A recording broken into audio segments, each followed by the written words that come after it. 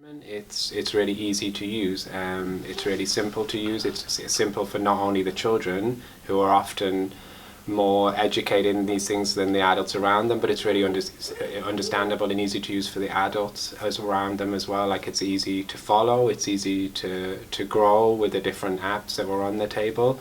And I think simplicity, because it's, especially in preschool environments, there's different people with different experience, different special education, different ages maybe, and the good thing about the table was it was really easy to use.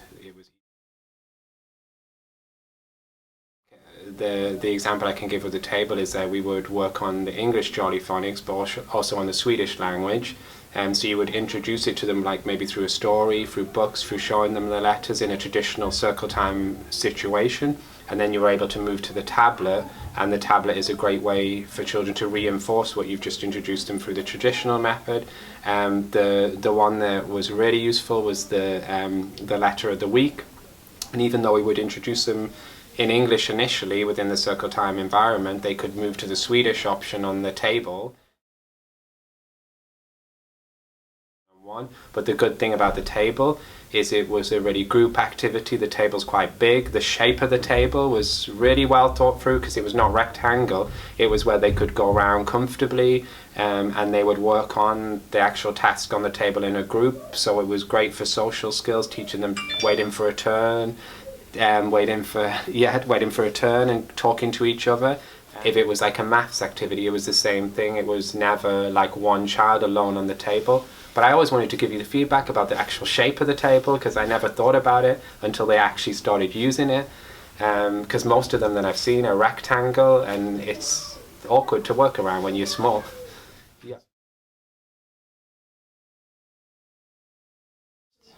I mean, ultimately, like, it's finding the right balance. So you want to introduce ICT, and then we did it so slowly that you don't want it to be such a huge thing that they only go on the tablets and stuff. But I mean, the table was attracted to them because it's a big table, it's a big iPad basically. So of course they're interested in it.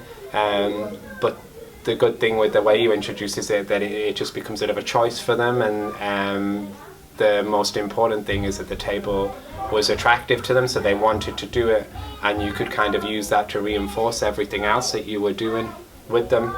But I mean, it really helped, like, that it's appealing to them, because if they're not interested in it, then they're not going to use it. No. And that goes back to the actual products as well on the table.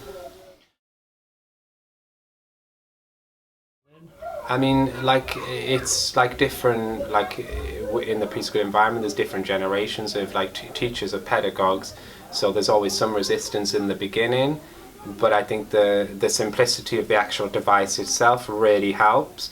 And then the tip we would always give, like, if you don't know how something works, ask one of the kids, because for sure one of them will know, because it's like another language to them. And also the fact that they could work around it in groups, more so than an iPad, because even like you could always have like two on an iPad, but you could never really have more than two. But on the table you can have 4 or 5. So it also it's initially the parents actually will be like, oh my god, there's a big iPad, and kind of freak out. But when they see that, okay, they can actually work in groups around it, it's not that there's just one of them sat on it. It became more like popular in the eyes of parents as well over the iPads. Like, they understood that they're working in groups. It's not that they're just sitting alone on it, isolated.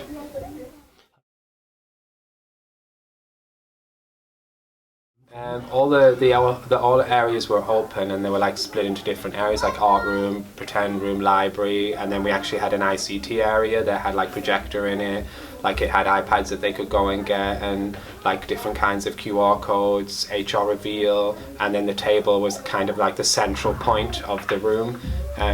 So everything was around that kind of, but then you could have like 6 or 7, 8 children in that area at the same time, kind of working on different things.